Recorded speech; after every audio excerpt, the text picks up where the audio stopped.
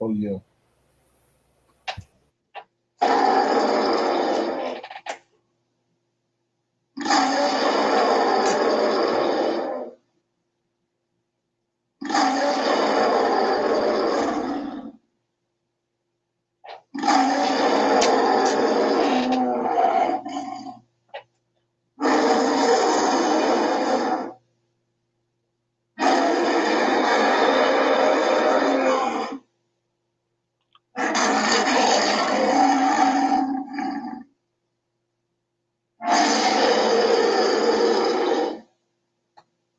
Hebrews, Hebrews, Hebrews. This is our Prophets of Awakening. This is our evening Shabbat class, the 29th of October, 2022. You're gonna close out the Sabbath. I'll just pick up where I was reading this morning from at the end. I'm reading some chapters out of the book of Hosea. Asking everybody to check out our videos on Prophets of Awakening on YouTube. There's a lot of information that's given. The videos will connect dots for you and bring you into the truth of the Hebrew scriptures, Tanakh. If you understand the information and that is being presented, I'm asking you to like, share, and subscribe to Prophets of Awakening channel and hit the notification button if you can. Welcome to our evening Shabbat class. We're going to do our moment of silence, Sabbath prayer, Psalms, some current events, a little need to know information. Then we'll do some Q&A, and then we'll do some reading out of the book of Hosea, and then we'll close out. Okay? So this moment of silence before the Lord of hosts, the God is over Israel, the El, the strong one, and our creator, and all that they're doing to bring about our prophesied deliverance from the land of our oppressors that we was cast some 2,500 years ago. Oh Lord, we come before thee at the closing of your Shabbat, thanking you for your mercy and your great power. We appreciate you, O Lord, for your patience and guidance in these last days. Oh Lord, we thank you for your awakening of us to this great understanding of your word. We come before you that you keep, direct, and guide us through the upcoming week. Oh Lord, for there are trials and pestilence and mayhem at every turn. And we see your mighty hand in the world's affairs and how you are instructing your people's deliverance. And we trust and rely upon thee. For this cause, we honor and respect you greatly. Turn not thy face from us, but allow us in our searching of you to find you, O Lord, and to dwell with you. Peace be on you. Okay? So let me read the Psalms. Okay?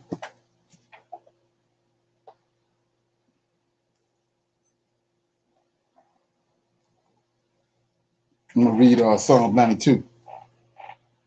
Praises for the Lord's goodness. It's a psalm or a song for the Sabbath day. It is a good thing to give thanks unto the Lord and to sing praises unto thy name, O Most High, to show forth thy loving kindness in the morning and thy faithfulness every night, upon an instrument of 10 strings and upon a pastry, upon a harp with a solemn sound. Thou, Lord, hast made me glad through thy work. I will triumph in the works of thy hands. O Lord, how great are thy works, and the thoughts and thy thoughts are very deep. A brutish man knoweth not, neither do the foolish understand this. When the wicked spring as grass, and when all the workers of iniquity do flourish, it is that they shall be destroyed forever. But the Lord art most high forevermore. For lo, thy enemies, O Lord, for lo, thy enemies shall perish. All the workers of iniquity shall be scattered. But my horn shalt thou exalt, like the horn of a unicorn. I shall be anointed with fresh oil. Mine eye also shall see my desires on mine enemies, and mine ears shall hear my desire of the wicked that rise up against me. The righteous shall flourish like the palm tree, It shall grow like a cedar in Lebanon. Those that be planted in the house of the Lord shall flourish in the courts of our God. They shall still bring forth fruit in old age. They shall be fat and flourishing, to show that the Lord is upright. He is my rock, and there is no unrighteousness in him. Okay, that's Psalm 92. Praises for the Lord's goodness. Anybody have any comments on that? Okay, so with that being said, we're gonna move on to our current events. Okay, I'm gonna say shalom. Okay, shalom. Okay, so we're gonna go to some current events right quick.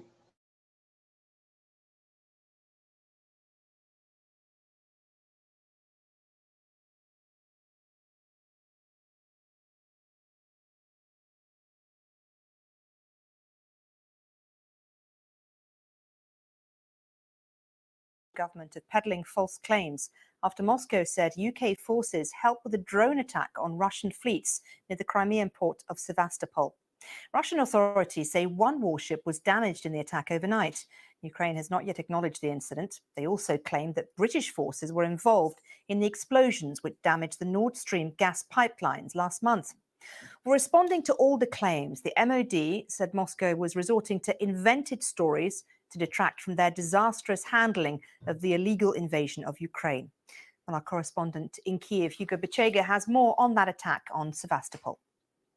The Ukrainians rarely comment on attacks and incidents in Crimea. What we had was a statement from the Russian Defense Ministry saying that this attack happened early this morning and was carried out by underwater and aerial drones. And they said that the target was the headquarters of the Black Sea Fleet in Sevastopol, and a minesweeper had sustained minor damage. So again, the Ukrainians haven't commented on these claims, but we've seen in recent weeks that Crimea has seen a number of explosions, attacks. I think the most recent was the explosion that hit the Crimea bridge, and that obviously led to a massive response by Russia targeting cities across Ukraine. And Crimea was annexed by Russia in 2014. The Ukrainians have been saying that they want to take back all territory that's under Russian occupation, including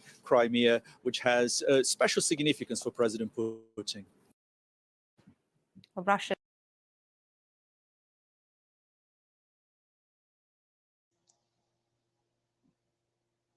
Okay, we see that Russia done ramped it up.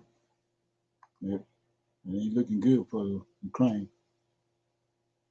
Okay, I got one more current event.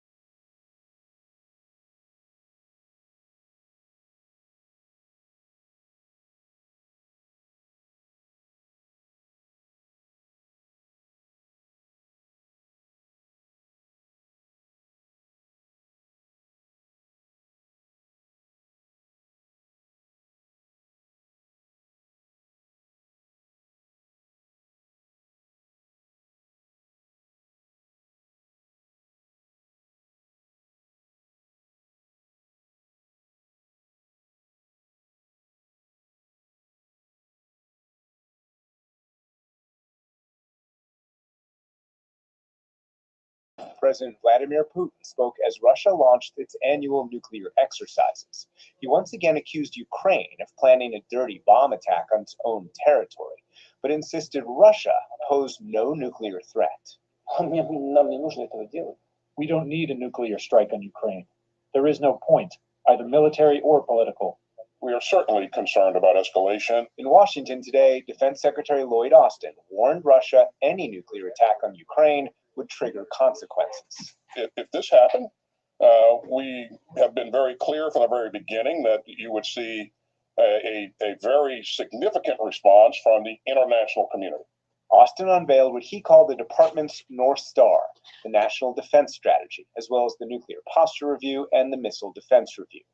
The National Defense Strategy calls Russia an acute threat, but China the most comprehensive and serious challenge to U.S. national security. The Nuclear Posture Review reiterates support for the multi-trillion-dollar modernization of the U.S. nuclear triad, the ability to strike from the air, from land with intercontinental ballistic missiles, and from sea.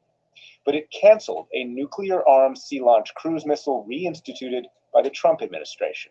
It also rejects a promise made by candidate Biden.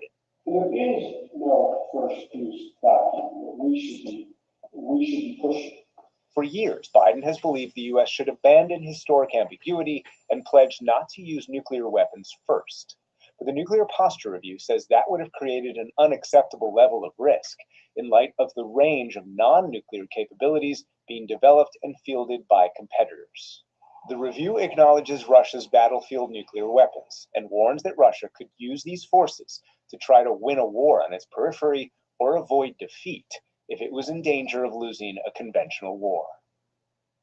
And joining me now is the Department of Defense's top policy official, Undersecretary of Defense for Policy, Colin Kahl. Colin, thank you very much. Welcome back to the NewsHour. Do these Russian nuclear threats that we've just went through change how the U.S. thinks of its nuclear policy and its defense of not only the U.S., but partners and allies? Well, I think actually that a lot of the veiled and not so veiled threats that Vladimir Putin has made is a reminder that for many of our adversaries, the salience of nuclear weapons is going up, not going down. And so the Nuclear Posture Review, which we released today as part of a series of nested reviews under the National Defense Strategy, makes clear that nuclear weapons remain an essential aspect of U.S. national security, and they play a unique role in deterring the types of threats that we're hearing about. The review says that the U.S. would only consider the use of nuclear weapons in extreme circumstances to defend the vital interests of the U.S., allies, and partners. Does that mean the U.S. would consider nuclear weapons if deterrence fails and Putin does launch a nuclear device of some sort in and around Ukraine? Well, I'm not going to go into hypotheticals about if he does this, we'll do that. I'll just say, as a practical matter, we have stood by Ukraine. We've provided them more than $18 billion in security assistance to defend their territory, their sovereignty, their independence. We will continue to do that. As we noted before he became president, Mr. Biden said he believed in no first use. Today's Nuclear Posture Review said that policy or the declaration that nuclear weapons' sole purpose is to deter would have produced an unacceptable risk. Yeah, so we see right here, we know something up because it's the same playbook. You can go back to 2000 and 2001 when they came in and attacked Ukraine. They used Powell. They used Powell as the front man. Now they got this other guy, black guy, Secretary of Defense, Lord Austin, using him as the front, as the face for all the drama. But the same playbook. They're getting ready to do something major, and I think it's got kind of tied to what I'm getting ready to show you right now for this need to know information. We're gonna look at that and then we'll surmise. Okay.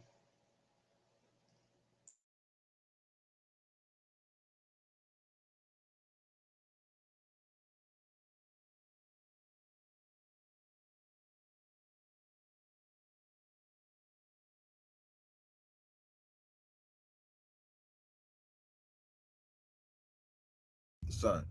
We have an Army vet coming on talking about some weird objects next to the sun and FEMA situations that's been happening for the last couple of years that we should very much be highly tuned in. Thanks for tuning in here, Stephanie, and please tell us the dire info that we need to hear. Okay, I live in the Panhandle, West Virginia, about 90 miles north of Washington, D.C. There is the Air National Guard base right here where I live in my hometown. And for the last 2 years, there has increased the military aircraft coming in besides the aircraft that they fly there. They have increased their flight time from only 2 days a week to somewhere 3 to 4 days and now a week now. Air Force One is down at Indians Air Force Base. And it comes up here to this part of West Virginia to do its touch and goes, and it has increased its touch and goes heavily since in the spring of 2016. I'm also noticing off the interstate where I live here, Interstate 81 that goes through my area in West Virginia, that there's also an increase of military convoys. No, I'm sorry to cut you off, but I'm pretty sure you're 100% right about the convoys coming in. But however, it's even bigger situation that another military vet told me about. And I'm pretty sure all y'all want to hear it here because, I mean, I got the video where we see the trucks coming in. He's like, this is, you know what, as a matter of fact, he says it's not our trucks. Let's go ahead and play that clip. Remember when I told you they were moving Humvees through semi-trucks?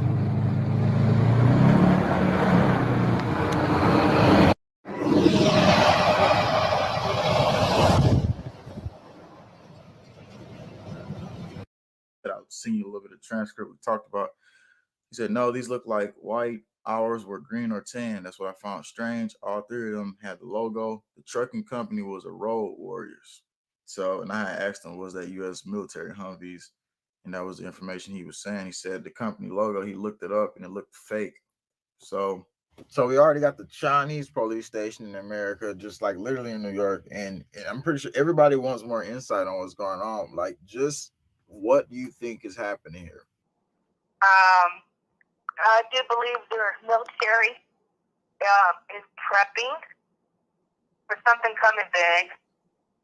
I don't know if there's going to be DC being hit, such as nuclear, some kind of natural disaster is going to happen. Like a lot of things, COVID changed FEMA's plans for this year's disaster drill, but they found a way to simulate how to move resources around the greater Northwest. Those signs that you see on the map represent resources. Water. Have Christians been lied to?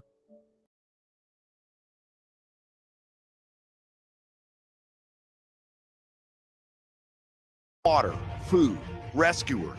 They'll all be needed in the event of a massive earthquake. And those blue lines are roads that we think will survive based on science, based on criteria. This natural disaster board game brings together federal and state officials from Alaska, Idaho, Oregon, and Washington. This is going to have to be an all hands on deck, consolidated effort, and we all got to have to be on the same sheet of music. I believe they are setting up these FEMA camps in the Walmart. Now, the Sam clubs on the East Coast are now being closed along the major border shores along the eastern seaboard. So they are prepping for something that is coming. But I just don't know what it is yet. You said you had like a map or something about that? Yes, okay. If DC gets set, where I'm at in West Virginia, I'm 90 miles north of Washington, D.C. And of course, I'm up here where the mountains are. So we're kind of basically safe. If nuclear warhead goes up and down D.C., when I was in the Air Force here, before I went to the Army, basically, my area is a safe zone for people coming up from D.C. if something happens. And I'm about 100 miles from 3 Mile Island, and we're just further enough, low enough that anything from Pennsylvania and 3 Mile Island or DC gets hit, we're in the safe zone. So I think since the 2000s, early 2000s, I really do think that we have slowly been prepping through the military to get things ready for a disaster, or that be nuclear or some national or natural disaster. Didn't you say you had you said you had a briefing during the time you was in the military? What was that briefing about that you told me? The nuclear fallout if DC gets hit, how it would affect the area, and basically my area where I'm at in West Virginia, I'm in the Panhandle, West Virginia, we are safe. So, what they expect is people from Frederick to up to DC area will flood this area. so what areas are not safe? Anything below DC and going up to the east of DC. So, because with the wind flow, the wind direction, we would not be getting hit because the wind comes up from the north and moves to the west. So what's a good time frame you can give everybody? You think, you said maybe this year, but what time frame you think? Because we're seeing like a big ramp up, from, of course, with the whole global shift. Like, it's obvious that they're setting up camp for something. So what would you think would be a good time frame that we can expect something? I don't like putting time frames. I think within the next couple of years, because we didn't realize Agenda 21, with their agenda to depopulate the earth by billions of people. I think for the next 2 to 3 years, or even this year, because there's a lot of talk of this year, especially earthquake that's supposed to happen this year, starting in California. Then I don't know if anybody, your viewers, heard of Dutchison. He's on YouTube, and he is so good in predicting earthquakes and all that stuff, volcanic activity. It gets shut down a lot from the earth. I forgot the name of the earthquake people.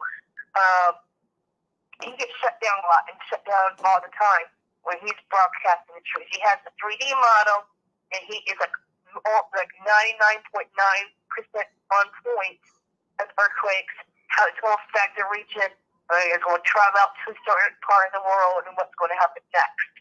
So you say he's been getting shut down?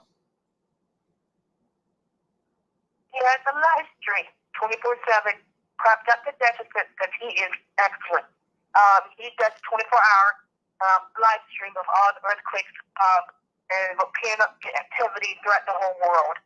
And the reason that we are seeing this is what's in our sky with the pull of the incoming nuclear system. It is causing great gravitational pull on the Earth right now with the brown dwarf and its planet. That the gravitational pull is causing all the volcanic and all the earthquakes to go up. You said, and I got an image that you said you were taking on, you said some of your breaks, and this whole situation with the chemtrails and the atmosphere, the sun simulator. You were giving me some info on that. Does this link into that, or what's some more insight you can give us on this situation? Okay, well, the reason they're chemtrailing, there's a few reasons why they're chemtrailing that. First, it's to control the weather. Two, is to poison the citizens because of their New World Order and the Georgia Guidestones. They want less than a million people left on Earth. They are depopulating the world. Three is to cover up what's in our sky. Now, I live close to DC and have 3 major airports in our area. I see in the last year, there's every day around here is nothing but clouds left and right.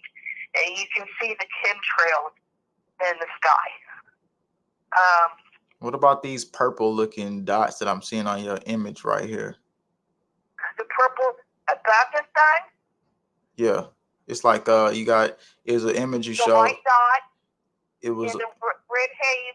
That is what is believed to be the Kachina that the Hopi Indians talk about with the incoming system, the Nibiru, the destroyer.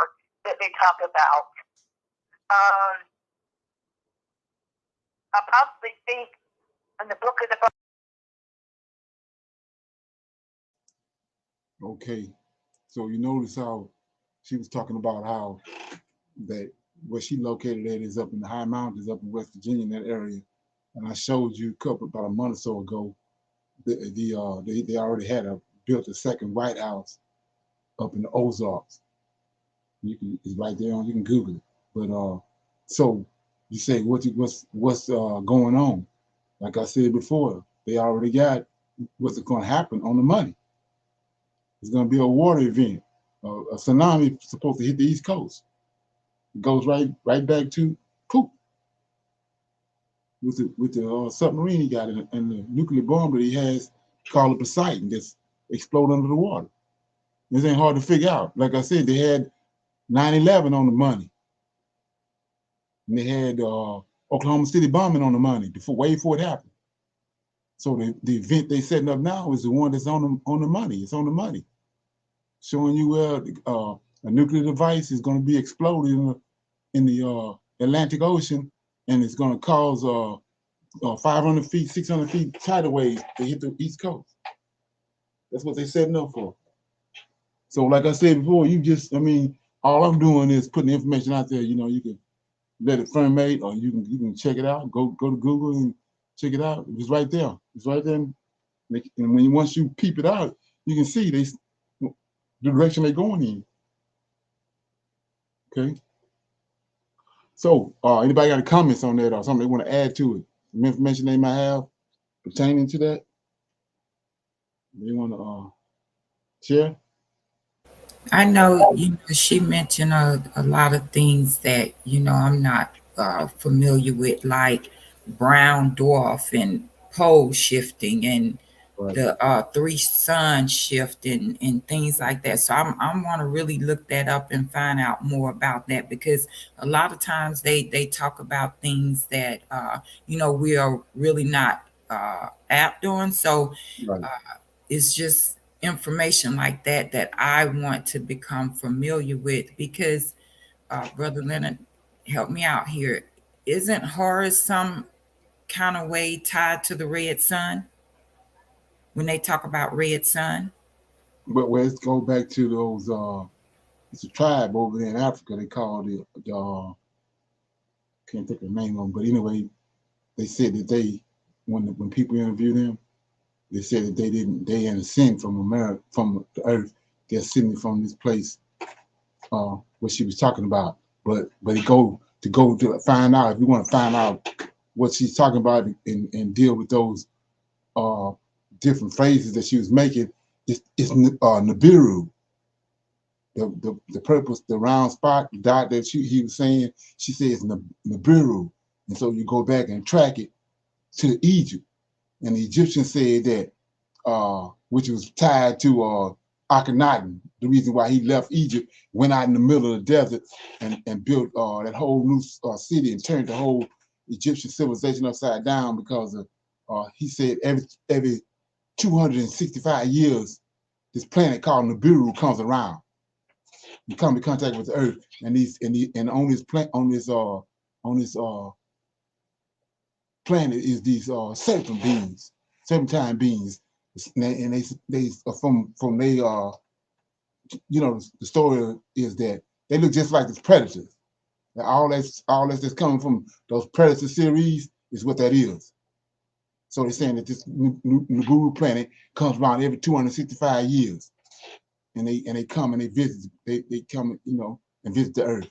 But when that planet come into our gravitational pull, it caused the earth to go bonkers, cause earthquakes and all that going on. So all the wording that she was using is tied to that. When you go and do your research on that, you'll find out that everything she was saying is tied to that. So she also said chemtrails. So, right. Yes, I was going to ask you about that next. Yes, sir. Okay. So chemtrails are artificial clouds that they've been creating. They create. If you see the planes are out at some time in the evening and in the morning spraying those clouds, they're spraying chemtrails. And so what they they putting another. It's like a curtain. They putting another curtain, another covering in front of the sky where you can't see that. They actually have two suns, and they putting those clouds to hide that, trying to hide the fact that, and they're trying to hide the fact that from what they saying that other planet that's coming in is causing that all this uptick in hurricanes and upticks in flooding and all that, supposedly tied to this planet that's coming into existence, to coming into our solar system or into our our rotational pool that we have. So all that's tied to the Egyptians, and that's one of the reasons why they was constantly monitoring the sky, because they believe that this it's called, another thing is called the phoenix, the rising of the phoenix. It's phoenix bird. So it's all tied to that. Anybody got any comments on that, or they know something about that? They want to comment on it? No, Yeah, I've never go ahead. heard of it. Oh yeah. So you go to like I was saying before, once you get this information, you got to go back and watch the movies, because they're telling you all this in the movies, but we sold off on all that. But go to Alien and the Alien versus the Predator, first one, and they was down in the underground. There was a city down in the middle of the earth, and the whole civilization. What did you call that? Go where now? It's a movie called Alien versus the Predator. Oh, Alien versus Predator. Oh, okay. Right. And you watching they got like a 15 minutes little set in there where this guy peeping through this wall and he's seeing these different ancient writings on there, and the guy asked him to say, well, what did the writing say? Then he goes like for 15 minutes telling the whole story. And he said how these serpents came to this planet. They come here every 265 years, and they created humans. They come here to check us out every 265 years. And they come and get gold and all this stuff, and they leave. Right. Yeah. So that's where the whole series came from. Another one which is tied to that is I can't think of the name of it. I'll think of it when it come across my mind. I'll give it to you. But so anybody got any comments on that? Or somebody want to add to it? Well, I do know they reveal a lot of subliminal things inside the movies. Oh yeah, right, exactly. Yeah. They got like National, what that was with Nicolas Cage was in it. Even the Green Mile. You seen the Green Mile? You heard of that? Yeah, I've seen that. Yeah. See how he was. They said he had killed the two little girls, but he had the ability to heal and all that. Yeah. So he was actually, they're telling you that the angels look like him. Right. Hey, there you go, black. Exactly. Yeah. And then the biggest part was that dawned on me was they knew that he was from heaven, but he was an officer inside the prison, but he didn't do nothing to stop him from getting killed. Exactly. See what I'm saying? So come to the day that Esau, he know who we are, but he ain't doing nothing to fix that. Yeah. See what I'm saying? Yeah. Okay. Yeah. Anyway. I like that movie. Right. Prometheus. That's the name of the movie. Prometheus. Yeah. So it's about it's a futuristic movie. They in outer space. They left from Earth to go to this planet. It took them 5 years to get there. So they had an android controlling the ship, and all the humans was in these tubes, spinning animated tubes until they get there. And the guy that was the android was named Adam. Okay. Ain't that something? Yeah, ain't that something? Okay. Yeah, so here we go. Anybody got? I'm opening up for some Q&A. We're gonna be on it about an hour. I'm opening up for some Q&A. Anybody got any questions or comments about anything they came across, or what we was talking about this morning or last night?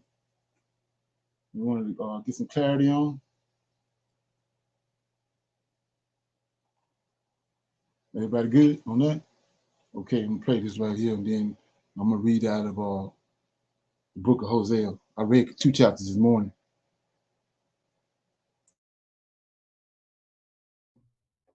You know, I do got one question, right? I was in a clubhouse earlier, you know, and in one room it was conversating about the Messiah, right? Okay. Whether it's David or the seed of David, you know. Right. I don't know if you ever gave your take on that or not. You know, whether David himself would be risen up to be the Messiah, or one of his descendants would be. Okay. Yeah. I got some. There's a video on the Prophets of a Waiting Call. David is the Messiah. David the Messiah. Yeah, David is the Messiah. I got a David video on is the Prophets of a Messiah. Waiting. Okay. But I'm gonna go through a little bit of this. So I read Psalms 88 this morning. I'm gonna go to that because I saw it in there, but I just glazed over. But anyway, Psalms 88. What I read this morning, it says, let me see this. It says, "A cry for deliverance from death." Let me see. Yeah. So it says,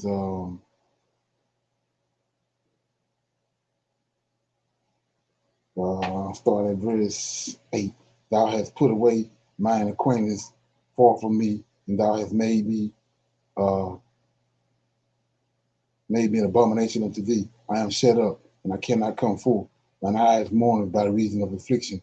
Lord, I have called daily upon thee. I have stretched out my hands unto thee. Wilt thou show wonders to the dead? Shall the dead arise and praise thee, Shelah? Shall my loving kindness be declared in the grave, or thy faithfulness in the destruction? Shall thy wonders be known in the dark, and thy righteousness in the land of forgetfulness? But unto thee have I cried, O Lord, and in the morning shall my prayer prevent thee. Lord, why castest thou my soul? Why hidest thou face from me? I am afflicted and ready to die. From my youth up, while I suffer by terrors, I am distracted. Okay, thy fierce wrath goeth over me. Thy terrors have cut me off. They came round about me daily. I skipped over, man. 6. Let me start at verse 3. For my soul is full of troubles, and my life draweth nigh unto the grave. I am counted with them that go down into the pit. I am as a man that haveth no strength. Free among the dead, like the slain that lie in the grave, whom thou remember no more, and they are cut off from thine hand. Thou hast laid me in the lower pits, in darkness, in the deep. Thy wrath lieth hard upon me, and thou hast afflicted me with all thy ways. Thou hast put away mine acquaintance. I didn't read there. Let's see what that was.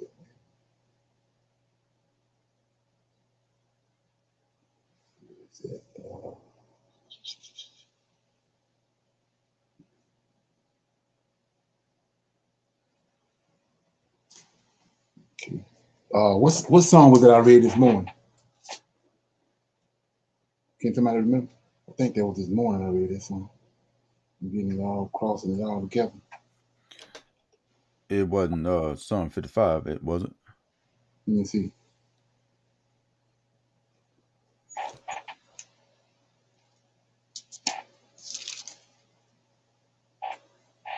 I don't think it was Psalm 55. Let me look.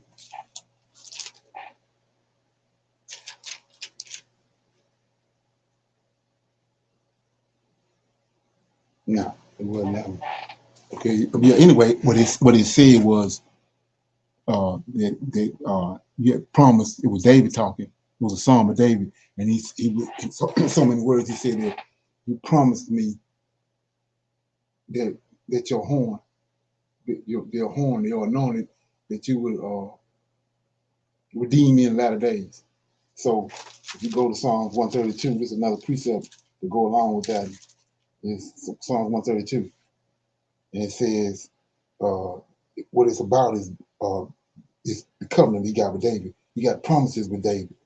So I'm gonna read it in but 18 verses. He says, Lord, remember David. See that? Not his son, David, in all his afflictions, how he swore unto the Lord and vowed unto the mighty God of Jacob. Surely I will not come into the tabernacle of my house, nor go up into my bed. I will not give sleep to mine eyes, or slumber to my eyelids, until I find a place for the Lord, a habitation for the mighty God of Jacob. That's why he wanted to build in my house. So 6, lo, we heard it in the Ephesus. We found it in the fields of the woods. We will go up into the tabernacle. We will worship at his footstool. Arise, O Lord, into thy rest, thou in the ark of thy strength, and let thy priests be clothed. These are Levites and the priesthood. Be clothed with righteousness, and let thy saints shout aloud for joy for thy servant David's sake. See that? This the Messiah. For thy servant David's sake, turn not away the face of thy anointed. So David is anointed. You see, turn not your face from your servant David, the anointed, which is the Messiah. 11. The Lord hath sworn in truth unto David, not his son. He will not turn from it. All the fruit of the body of the fruit of his body will I sit upon thy throne. So this part of the promise that when David passed, he said, I'm gonna be their father. They're gonna be from your loins, but I'm gonna be their father because he's eternal being. He's gonna watch over David's throne for him by putting a seed out of his loins on the throne until the end. So we're gonna see that right here, verse 12. If thy children keep my covenant, that's all the kings of Israel that kings, and my testimony that I shall teach them, their children shall also sit upon thy throne, David's throne, forevermore. For the Lord hath chosen Zion, he hath desired it for his habitation. This is my rest forever. Here I will dwell in Zion. I have desired it. I will abundantly bless her provision. I will satisfy her poor with bread, and I will also clothe her priests with salvation, and her saints shall shout aloud for joy. Here we go right here. So there will I make the horn. This is what the psalm I was reading this morning said. There will I make the horn of David, the bud. So I don't know where to make it bud is. You got to put it in the ground. If you got a seed, you put it in the ground, then it bud. So he put David in the ground, and right here he's saying, there will I make the, in Zion, where David buried it, there will I make the horn of David to bud. I have ordained a lamp for mine anointing, a new body, a resurrection, ordained for David, his anointed, the Messiah. 18, his enemies will I clothe with shame, but upon himself, upon his own throne, upon himself shall his crown flourish. So you're going to put him back on his own throne. This is the promise he gave to David in the latter days. So that's why once you know that, then you start looking for it. You see it in different scriptures, right? So in 66, it says in verse 6, chapter Isaiah 66, says verse 5, hear the word of the Lord, ye that tremble at his word, your brethren that hated you, that cast you out for my name's sake, said, let the Lord be glorified, but he shall appear to your joy, and they shall be ashamed. So how is he going to appear to their joy? 6, a voice of noise from the city, a voice from the temple, a voice, that's what David buried it, a voice from the city, a voice from the temple, a voice from the Lord that rendered recompense to his enemies. How you going to do that? 7, before she travailed, she brought forth. Before her pains came, she was delivered of a man child. That's David. So before the birth pains come, he gonna deliver David, because David is the one gonna be over the army that he's gonna get in Ezekiel 37. So before he do that, he brings forth David. So verse 8 tell you that. Who have heard such a thing? Who have seen such a thing? Shall the earth be made to bring forth in one day? Shall a nation be born at once? That's Ezekiel 37. He told him the whole house, it's the whole house of Israel. For as soon as Zion travailed, she brought forth her children, right? But verse 7 shows you that before he do that, he resurrected the man child, that's David. So I'll go one more verse. All these verses complement each other. So go to Micah, right? Let me get Micah right quick.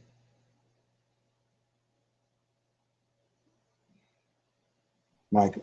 Micah Says, 2, right? huh? Is it Micah 2? Micah, I think it's, yeah, Micah chapter 4. 4. Okay. Yeah, it says, I'm going to start at verse 6. In that day, this in the latter day, same days we just talked about. In that day, said the Lord, will I assemble her that halted. Same thing I just read. And I will gather her that is driven out, and her that I have afflicted. Right? I will make her that halted a remnant, and her that was cut off, cast afar off, a strong nation. And the Lord shall reign over them in Mount Zion from henceforth and even forever. Now here you go. 8.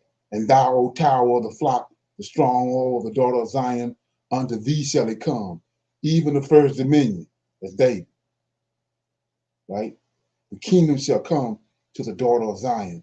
Then 9 goes back to Isaiah 66 when he asked the question, a voice went to the temple, a voice that won his recompense, right? He says, now, why do thou cry aloud? Is there no king in thee? Is thy counselor perish?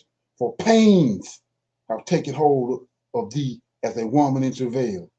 Be in pains and labor to bring forth, O daughter of Zion, like a woman in travail. For now shalt thou go forth out of the city, and thou shalt dwell in the field, and thou shalt be given, thou shalt go even to Babylon. So you're going to resurrect David before the birth pains start. Before you resurrect the rest of the Israelites, you resurrect David first. So the scriptures are all through there. I'm just giving you some of them. It is. I got to feed myself. Okay, all right. I mean, I know that I was teaching the same thing, that David himself would be risen. Right. And, Okay. and not one of his descendants. Right. But there are some brothers who believe that that no one will be risen from the dead. And right, exactly. Yeah, you know what I'm saying. So they look at the valley of dry bones, Ezekiel 37, as Right. being a spiritual awakening, not a Right, physical exactly. awakening. Right. That's Christian thought. Mm-hmm. Right. It's obvious once the light shine on it that he when you go to verses 13, 14, he says, let me read it. When you go to 37 and let me get it. I mean, even in Ezekiel 34, Right. 23, 24, it says, I will appoint over them one shepherd, my servant David, and he will feed them. He will feed them and be their shepherd. I, the Lord, will be their God, and my servant David will be a prince among them. Exactly. So, and then as I have spoken, that's what a lot of people go over. A lot of people hear too. Yeah, exactly. Yep, you're right. They think that's Yahweh, but it ain't Yahweh. Anyway, it says 37 and 12. Therefore prophesy and say unto them, thus says the Lord God, behold, O my people, I will open up your graves. See, don't get no literal than that. You can believe that he put JC in a grave and he resurrected out of the grave. That ain't symbolic, there ain't no metaphor. But this right here is supposed to be a metaphor. You see what I'm saying? So it says, therefore prophesy and say unto them, thus says the Lord God, behold, my people, I will open up your graves and cause you to come up out of your graves, and I will bring you into the land of Israel, and ye shall know that I am the Lord when I have opened up your graves. Right? That ain't where we at. We ain't no graves. We in captivity. Yep. Wait a minute. What verse is that? Ezekiel 37. 12 through 14. 12 to 14. Right. Okay. Okay, yeah. So that's Yeah, obvious. yeah, you're right. Yeah, right. And it's not, yeah. And so that's somebody which I say, that's the Hebrew Christians. Mm-hmm. They say they're awakening they Israelites, they Israelite Christians, because they still tied into that, you know what I'm saying? Yeah, that's what I call them, yeah. Okay. Yeah, right. Israelite Christians, yeah, exactly. Exactly. Right. Yep, exactly. There's some, yeah. So okay, yeah. So I'm gonna read a couple of chapters out of Hosea. Then I'm gonna close. Well, I'm gonna go to 6 because I want to shine the light on something in chapter 6. Then I'm gonna close out. Yeah, I'm in Hosea chapter 3. I read 1 and 2 this morning. Okay, it says, Hosea and the adulteress, right? Then said the Lord unto me, go, get ye, love a woman, beloved of her friend, yet an adulteress, according to the love of the Lord toward the children of Israel, who look to other gods and love flagons of wine. So I brought her to me for 50 pieces of silver and for a omer of barley and a half omer of barley. And I said unto her, thou shalt abide for many days, and thou shalt not play the harlot, and thou shalt not be for another man. So will I also be for thee. For the children of Israel shall abide many days without a king, and without a prince, and without a sacrifice, and without an image, and without an ephod, and without a teraphim. Afterwards shall the children of Israel return and seek. Here you go right here. There's another one, another precept right here showing you who David is. Afterwards shall the children of Israel return, seek the Lord their God, and David dead right here. David dead right here, ain't he? Yeah, absolutely. And seek David, their king, That's and right. shall fear the Lord and his goodness in the latter days. See, the latter days. Latter days, exactly. Yep. Right. Exactly. Chapter 4 says, hear the word of the Lord, ye children of Israel, for the Lord hath a controversy with the inhabitants of the land, because there is no truth, nor mercy, nor knowledge of God in the land. By swearing and lying and killing and stealing and committing adultery, they break out, and blood toucheth blood. Therefore shall the land mourn, and everyone that dwelleth therein shall languish with the beasts of the field and with the fowls of heaven. Yea, the fishes of the sea also shall be taken away. So this is another point right here. Like I was saying, maybe I got a unorthodox way of seeing or whatever. But so you see, chapter 4 it says right here, you got go back to the Christ story, right? They're saying he had a son that he was going to bring on the scene that came in the New Testament. So right here, Israel seeing it, and they seeing it got so bad. We pick it up in chapter 4, verse 1. Hear the word of the Lord, ye children of Israel, for the Lord have a controversy. He got a problem with them, with the inhabitants of the land, because there is no truth, no mercy, and no knowledge of God in the land, right? By swearing and lying and killing and stealing and committing adultery, they break out, and blood touches blood. So because of this right here, he cast them out. So how much more so we throw it off now if we was lying and wasn't no truth in the land when he cast us out? Yeah. 3,500 years later, where we at now? We got to be 10 times worse than what this was telling you. Yeah. He didn't cast us out to bring us to him. He cast us out to bring us away from him. Mm-hmm. And before he cast us out, it wasn't no truth in the land. Right. So how you send a son? Don't make no sense. Okay. Yeah. So chapter 4, verse 5 says, therefore shalt thou fall in the day, and the prophet shall fall with thee in the night, and I will destroy thy mother. See that? He didn't cut prophets off from getting revelation from heaven. He didn't ran them out the land. The land is the mother. Yes, so right. How you send a son? They ain't even there. Yeah. When the so-called son came, this light wasn't even there. They got their the GPS wrong. Okay. Chapter verse 6. My people are destroyed. Destroyed See for that? lack of knowledge. Lack of knowledge, because thou hast rejected knowledge. I will reject thee, that thou shalt be no more a priest to me, seeing thou hast forgotten the law of God, and I will also forgive thy children. So how in the world he sent a son? Now, where did knowledge come from? You got a guy sitting by the temple waiting on the Christ child to be born. Mm-hmm. He ain't gonna die till the Christ child be born. When he's just telling you right here, there's no knowledge in the land of him. Mm-hmm. See that? It's crazy. Yeah. So I mean, so like I said, if they ain't the spirit of the Most High ain't on them, he's already poured it out. And when this understanding the truth come, and it, they don't vibrate, it ain't vibrating on them, something wrong. You ain't got to, it ain't no nothing you gotta do. So so we don't know where Moshe is buried, Moses buried, but we know. Do we know that David is actually buried in Zion at this time? where his bones is. His bones, yeah. Yeah, his So his bones. bones is in Zion, right? Huh? Yeah, in Zion. And the place. I don't know if you're familiar with all this stuff, but you know, Telluride. You ever heard of Telluride? I have. Yeah, that's the actual location. Is it? Okay. Yeah, it's not over there. You had back in the day, you had two Jerusalems. You had the Jebusite Jerusalem where David conquered those people, but you had the Hittite Jerusalem where Constantine and his mom and them came and built all that up over there. That ain't the real, because remember he told them, he cast them out and he said the land's gonna be desolate. So he can get his rest until he come back. So Telluride is over there in the Negev desert down by the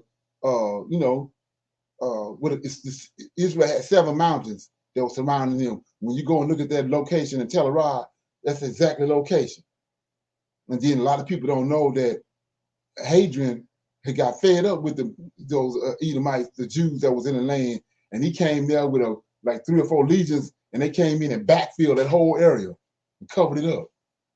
And it's to keep people from coming there because they had the records, they had the prophecy of all the prophecies that was tied to that land. So they came in and backfilled it. So this brother over there now named Joshua or some of his name, they came in and dug it up because he started seeing the relics that was coming out of that region, and like the signet. He found one of those priests that was in the scriptures signet, and so he started noticing it wasn't coming from the Jerusalem they got now. It was coming from that place in Telluride.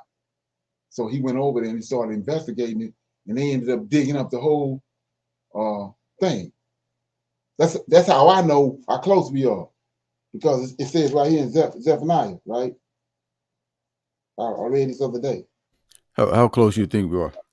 We right on top of it because, like I said, look at those people burning the Bible, the 10 tribes. And so and then you go back and you look at. I know Dave. I know Dave say it's going to be about the year 2024. Right. I go for that. Somewhere, yeah. Yeah, Ravenous Bird say the same. You know, right. So yeah. Exactly. So Exodus is near. Right. So I'm gonna read this right here, Zechariah. Now I'll read one more chapter out of Haggai. So let me get the Zephaniah. Yeah, I told his people. Yeah. So yeah, can you read Zephaniah chapter 2, verse 11, I think it is. Nah, I got it right here. It's Amos. It's in Amos. Yeah. Amos chapter 9 it says, "In that day will I raise up the tabernacle of David that is fallen, and I will close up the bridges thereof, and I will raise up his ruins, and I will build it as in the days of old." That's what we're looking at Telluride. That's how I know how close it is. Because you go to Amos. You said Amos 2 or Amos 9? Amos 9, verse 11. Oh, 9:11. Okay. Right. You see?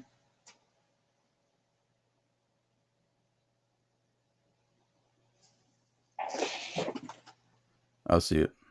Okay, yeah. So that's what they're talking about. So when we say the breaches, it's the same. It's everything they done lied about David. So he's gonna close all that back up and lift David up. And I don't know if you're familiar with, but if you go to Second Ezra, it's a whole scenario. Tell you what's gonna happen in the end, how you're gonna raise David up, and what David they took all that you see in Revelations about he coming on a white horse with a double-edged sword. All that's in Second Ezra, but it's David. But let me get this right here. Yeah. We got that new movie. It's out down here. I didn't got a chance to go watch it yet, but I'm headed that way. It's like I think $26 to go to the movies now. You said earlier. You said Ezra chapter 2. Second Ezra. It's in the apocryphal books. Oh man. I don't have that. Okay. Yeah. So yeah. So and it go to give you the whole scenario. Like it's got another take on the fourth beast that he gave to Daniel. He gave Ezra another take on the fourth beast. That Ezra had a vision about the fourth beast also. Yeah. I'm missing out, man, with the Apocrypha and the missing books. You know, Right. a lot of people conversating about that here lately. I gotta get up on that, man. Oh yeah, you gotta get the first thing I get is Enoch, and then I get the Apocrypha. Yeah, I've truly been keeping it Tanakh only, Genesis to Malachi. You know, so yeah. Yeah, let me read one more chapter out of Hosea, man. Then I'm close out. Okay.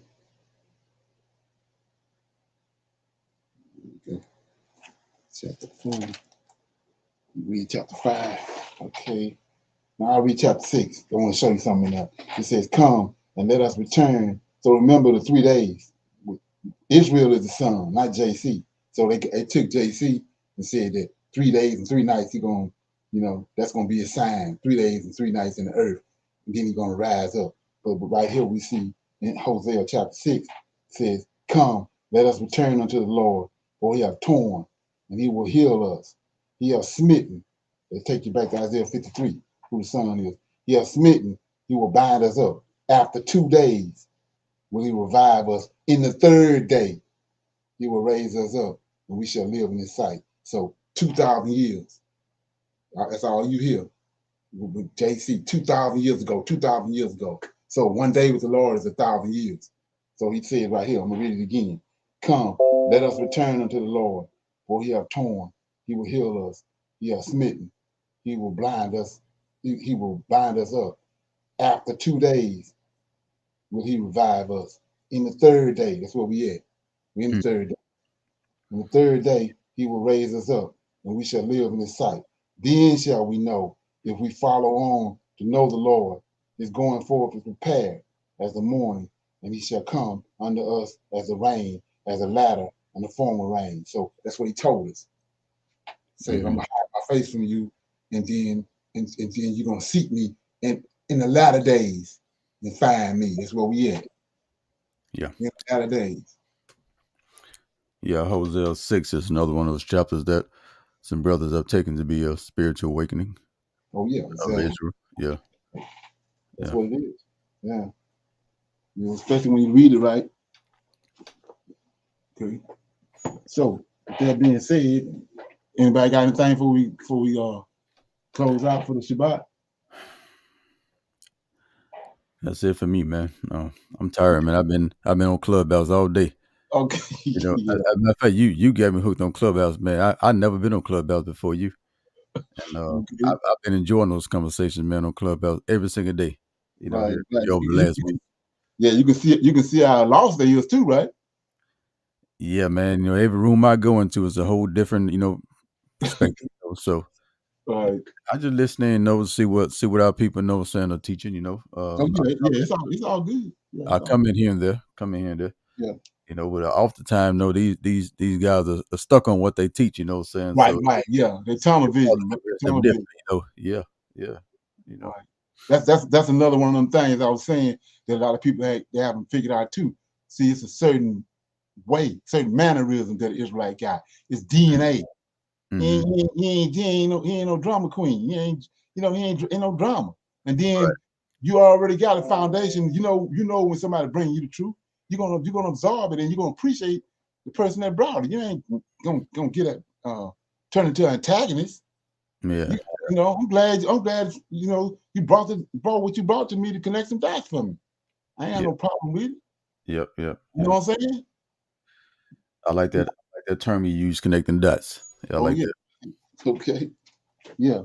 Yeah. So you come across something, bro. You want to chop it up and figure out. You want to ask me the questions. There ain't no problem in calling me. That's all I do, man. Cool. Yeah, I appreciate that. That's what I do, bro. You know what I'm saying? You're not intruding on you're not intruding on me. That's what I do.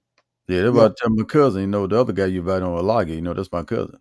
Right. I got to tell him, I say one thing I like about Leonard, man, he on top of it. He's active, so right. He love, working for the Most High. So I can see it. I can see your passion, man, your enthusiasm. I like Well, that. You yeah, know, we got something, just call and we chop it up, man. absolutely. Okay. Absolutely. Yeah. So with that being said,